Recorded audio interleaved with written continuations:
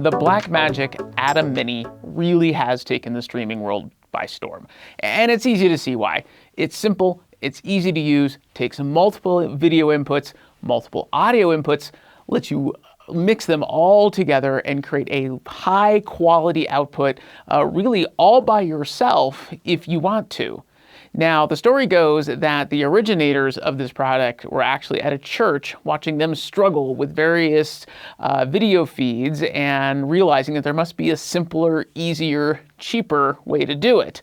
And so they came up with this that is not only found home in churches, but a lot of live streamers and, gamers and local governments and all sorts of places are using it now. Which is why there really isn't a product like or as good as the ATEM Mini on the market today, or is there? Now, honestly, this is just another ATEM Mini because there are now actually 3 different versions, or really 5 different versions, depending on how you want to count, of this product. So which one of these is right for you? Can you get away with the $300 base Mini? Will that do everything you need it to do? Or is it worth stepping up to the $1,000 Extreme? Or do you need something a little bit in the middle? All right, so let's start off by looking at this one. This is the Blackmagic ATEM Mini, just the original one, and some of the features that it offers and why it is the thing that sort of set this whole market on fire. So as you can see, we're going to actually start around the back and the different port options so you can get an idea for what it is you can actually plug into this thing. So you've got, what you notice immediately is 4 different HDMI inputs. So these are HDMI sources. These can be from cameras, they can be from your computer if you've got presentation software running, a DVD player or a Blu-ray player, or any source out that has a HDMI out on it. And these are actually fairly compatible if you've got some sources running 1080 and some running 720, 30 hertz versus 60 hertz. This is going to handle it all and sort all that out for you, which is great, and you really, really want that. So you get 4 inputs, so you could use a couple of different cameras. You could have your computer, maybe your gaming system, or like I said, a DVD player or whatever hooked into that.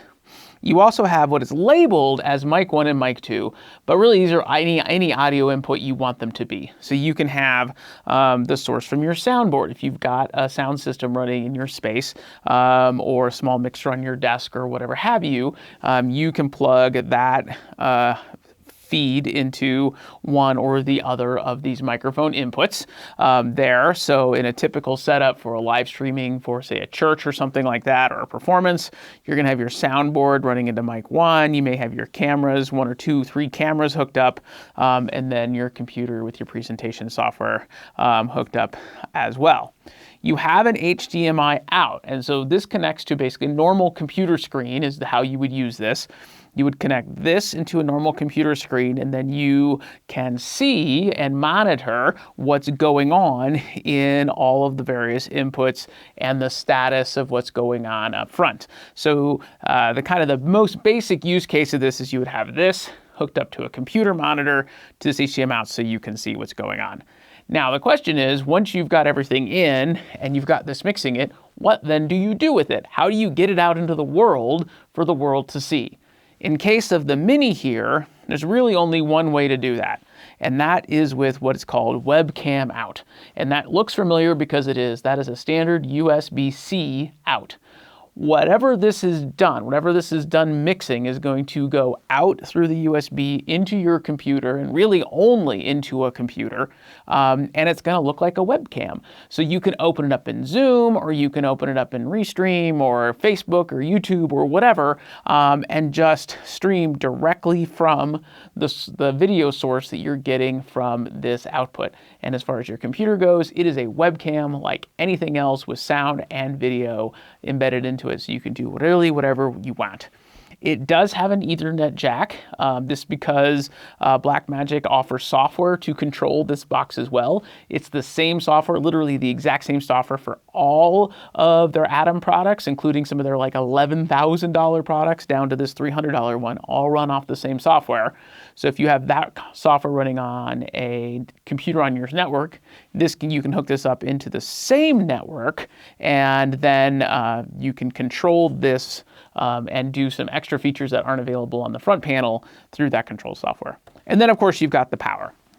So let's flip it back around here and say, all right, I've got my multiple video sources hooked up. What then can I do? This looks like a lot of buttons, but really it's not unlike a soundboard in that a lot of it is aligned in columns and rows. So we'll start off here with our 1, 2, 3, 4. Those obviously correspond to HDMI 1, 2, 3, 4 on the back. So these are your various input sources.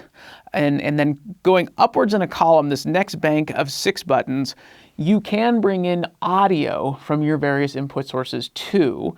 And you may want to do this if one of them, say, is like a DVD player or a game system or whatever, and you want the audio as well as the video. Well, these give you audio controls for that specific input source. You can turn the volume up and down, you can mute it or turn it off and on, and then you can use what's called AFV mode, audio follows video mode. This is a great button. This basically means that the audio from this input is only going to be used if this input's being shown. So if this input isn't being shown on the screen currently, you're not going to hear the audio from it, so you're not going to get accidental sound from somewhere you don't expect it to. So if you're going to use audio from a video source, really good to check out that AFV function and see if that's right for you. And that's the same all the way down the line. A dedicated set of audio buttons for each input, and then a dedicated set of audio buttons for each audio input. So you've got mic 1, again, which is probably going to be your stream from your soundboard. Mic 2, a stream from a secondary source. Again, volume up, volume down, on and off, basically mute and unmute, all right there. All right, you do have a couple of other options for video that you show on the screen. One is just black. So if you just want to go to just a black screen because there's nothing going on at the moment, or for whatever reason, you can hit the black button and then that just goes to a plain black screen.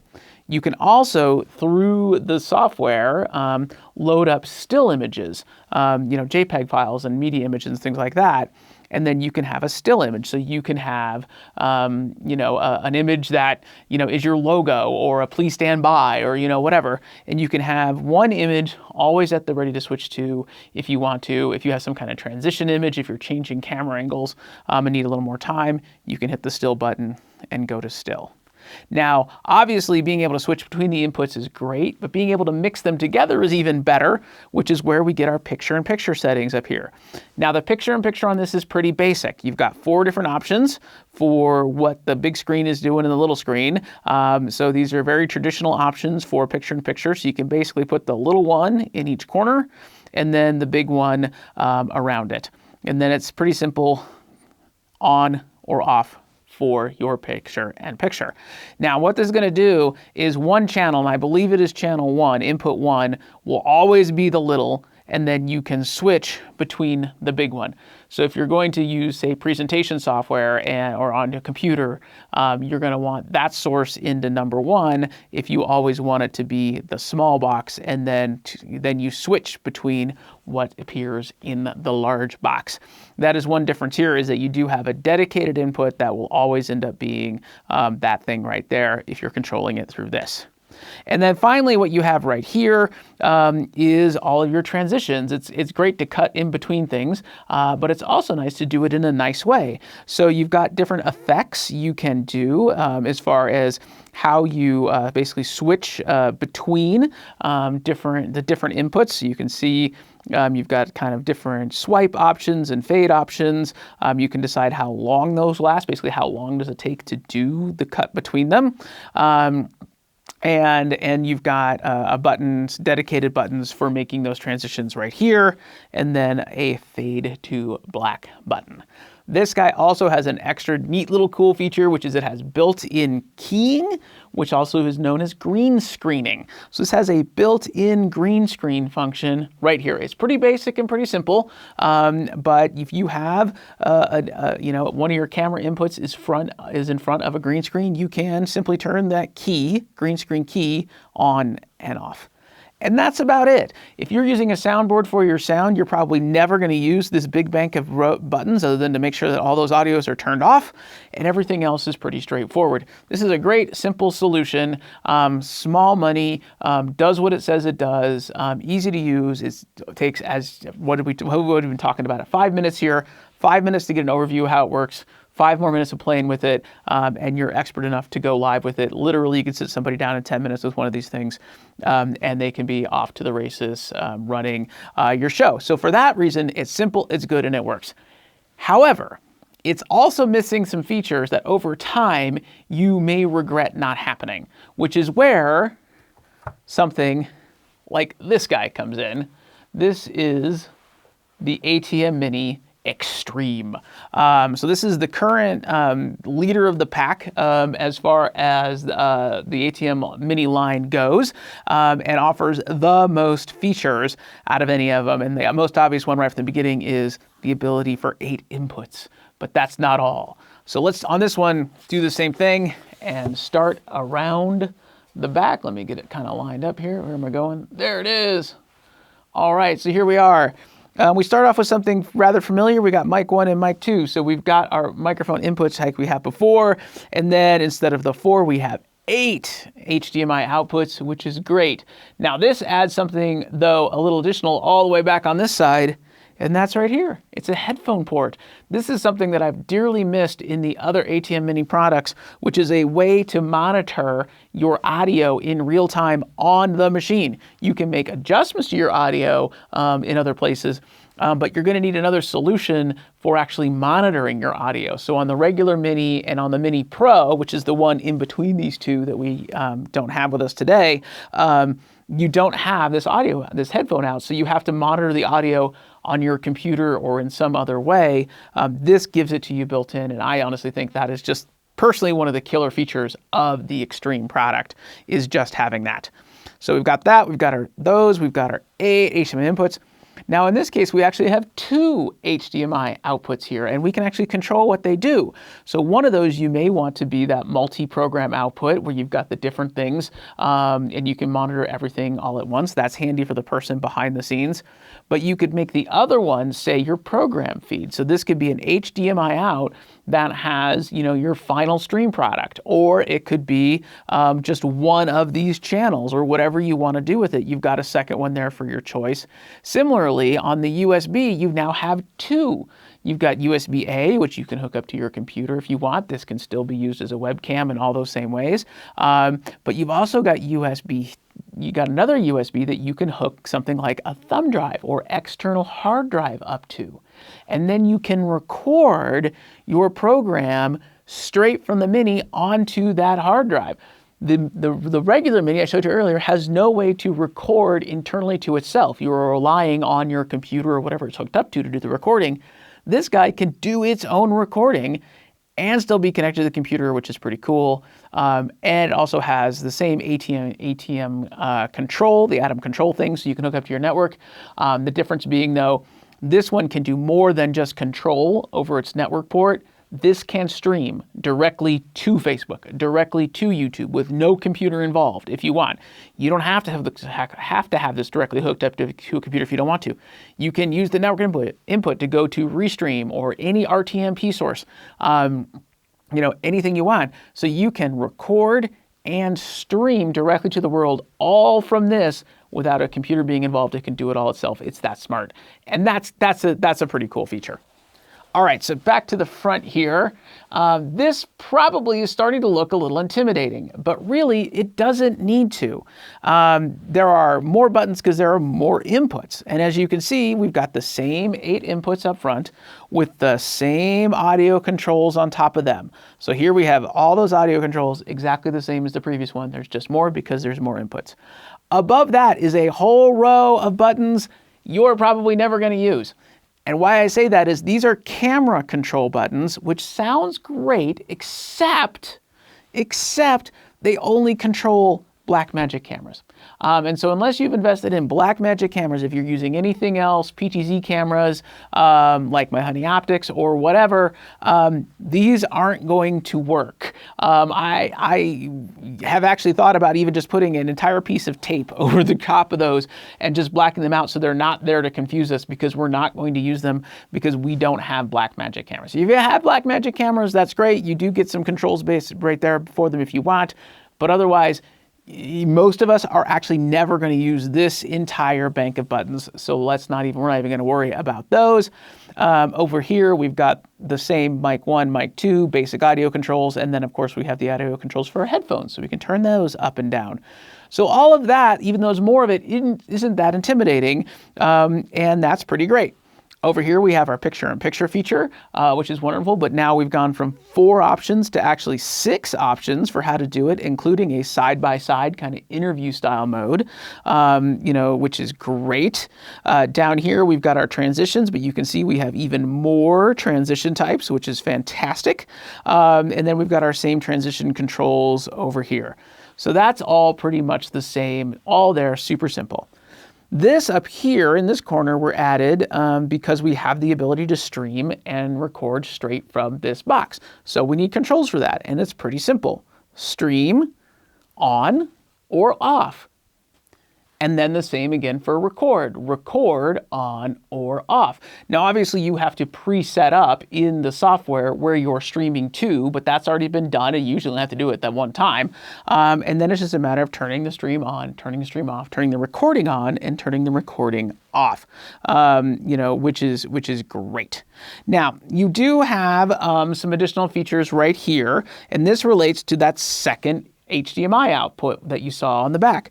This is how you control what that HDMI output is seeing.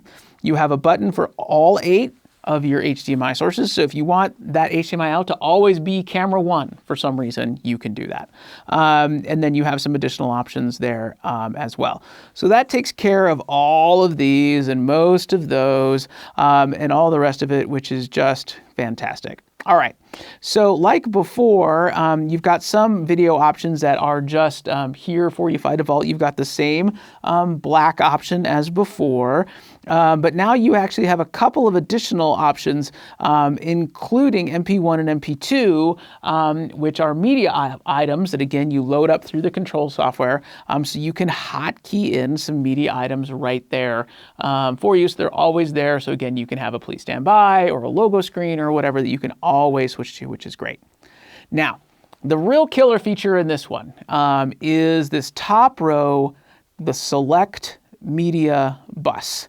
And really what this does is this is an advanced video mixer all in one, which is just great.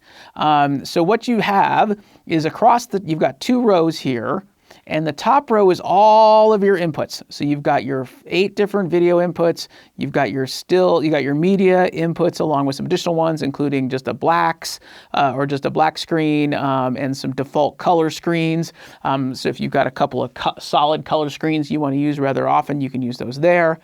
And then down here, the bus is all of the different outputs that it can go to, including features like, now on the output one, because some of those words are long, they're very concatenated, so you do kind of have to learn what all these different things mean, and I'm not going to go through all of them, but one I want to highlight is DVE1 and DVE2, and that is basically the 2 sides. So if you're using something like this interview style picture-in-picture thing, DVE1 is one side of that, and DVE2 is the other.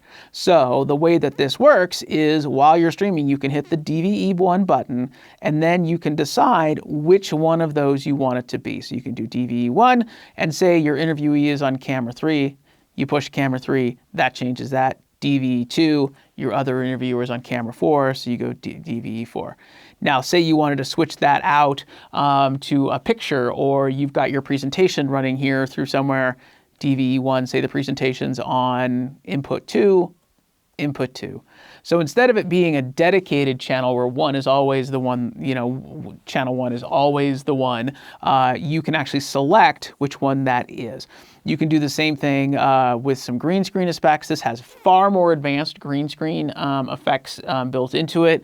Again, this isn't a full tutorial. I don't want to go over all of that. But if you want to go down that rabbit hole of having really cool green screen effects, you know, you can do that. You can have really great also layering effects that are beyond even picture-in-picture effects that are beyond even with that one, including the ability to, you know, put the person talking in a little circle like in the corner of your screen and get far more control over what's going on. In fact, this thing has so many cool controls and so many different ways that you can set it up, both through here and through the control software, that they've added in finally this bank of macros. And these are macros for you to control. You can set one up that is going to basically be set up and pre-configured to do your split screen in the way that you want it. You know that we always do one where it's this style of split screen and it's channel 3 or input 3 and input 4 in this way with this colors. You can set all that up in the control software and then just push the number 1, boom, and it just sets it that way. So even if somebody comes and messes them up or changes some things, or you hit a button and you don't know what it was, you can have up to 6 different macros to cover most of your scenarios. That's a lot of scenarios if you think about it, that will basically reset the select bus and everything to the way that you want it to be by just pushing a button. So for me, what's really exciting about the Extreme product is this select bus and these macros, because then you can do some really cool stuff. And of course, that headphone output on the back side. Ooh, I love that so much. I am so glad they added that. They need to go back and add it to all of their products. It's kind of crazy that it's not there. All right, so that is the Extreme. All right, so we've looked at the Extreme and we've looked at the original. There is one that slots in between these two called the Pro. And what the Pro offers is more this style of format. It's a little bigger than this, but with the 4 channels of input, but adds in a couple of important features. It adds in this bank right here, where it will actually do the live streaming and the recording directly from the ATEM without needing to use a computer. Now, a couple of differences on that one is it only has one USB port on it, so you have to decide, are you going to record to, like, say, a thumb drive through that USB, or are you going to have that USB hooked up to your computer? Now, that's not such a big deal because chances are what you're going to do is you're going to connect it to your network and stream from this, and you're going to connect a thumb drive to it and record from this, and then just use your computer control software over the network to control this, the actual board itself. So that's a nice feature. You don't get the select bus. You get a few more picture-in-picture settings, and you get a few more of those sorts of settings, but you lose the camera controls, which probably isn't a big deal because you're probably not going to use them anyway, but you lose a lot of those features, and you do lose that headphone port, and I am just really flabbergasted that the Extreme is the only one with that headphone port. I really think that's one of the very, very few mistakes I've seen in this product. But those are the 3 different form factors you will find. Now, I said there are actually 5 different versions, and that's true in a way, because you will find the regular, the Pro, and the Extreme. You will also find the Pro ISO and the Extreme ISO. And the big difference between those is they're the same thing. Format out looks exactly the same. What the ISO adds is the ability to record multiple video streams at once. So instead of like with this one, where you can record the program feed, basically the final mix, onto a thumb drive, with the ISO, you can actually record the raw source streams as well from your individual sources. Where that might be useful is if you have multiple camera angles and you just want to record it all and then in post-production go back and layer it all together. That's a great feature to have. Most of us are never going to do that, so the extra $200 to $300 charge for the ISO board is probably not worth it. Now, what would I do? Well, I would honestly do one of 2 things. While it might be easy to think that the Pro, the one that's missing here, is kind of like the Goldilocks between these two, and you know that's the way you should go. I actually kind of disagree with that. I would either get just the basic Mini because it's all you're ever going to use and it just works and it's simple and it's not really intimidating. Or if you're going to spend more, just go ahead and step up and get all the way to the Extreme, because even if you may not use it, even if you're going to put masking tape, over half of it so you don't have to look at it and it doesn't bother you, there will be a time if you're curious at all and want to expand at all that you're going to want to grow, or you may want to grow into those extra features. And so the nice thing about the Mini is it's priced at such a point at like $295 that even if you don't even end up using it that much, you're not out that much. By the time you step up to paying $500-600 for the Pro, you might as well just spend the grand and get the Extreme, which does everything that the Pro does, but then does a little bit more. So I would say either keep it simple, just get the one that's going to work and do what you want it to do, or just go ahead and go all the way, spend the money, get the Extreme, even if you ignore a lot of its features for a while, because at some point you may find that they're actually really useful. All right, well, I hope you found that helpful, a good buyer's guide before you go again and click buy on Amazon. There are affiliate links down in the description. It really helps me out. If you're gonna buy one anyway, go ahead and click one of those links, or looking at one anyway, and help this channel out. That's great. Of course, best thing about having these kind of products is you wanna have really good cameras hooked up to them, like my Honey Optics over there. Honey Optics still give us $125 off for fans of this channel. You'll find that link in the description as well, so please check that out. All right, well, thank you for hanging out with me, and until I see you again, have a great day. Hey everybody, if you found that video helpful, please hit like and subscribe, and also check the video description for links to any products you've seen in today's videos. Doing that really helps support this channel. Also, don't forget to leave a comment with any questions that you may have. A lot of the content I do is based directly on the questions and the feedback you give, so keep that coming and I will keep making them. Thank you.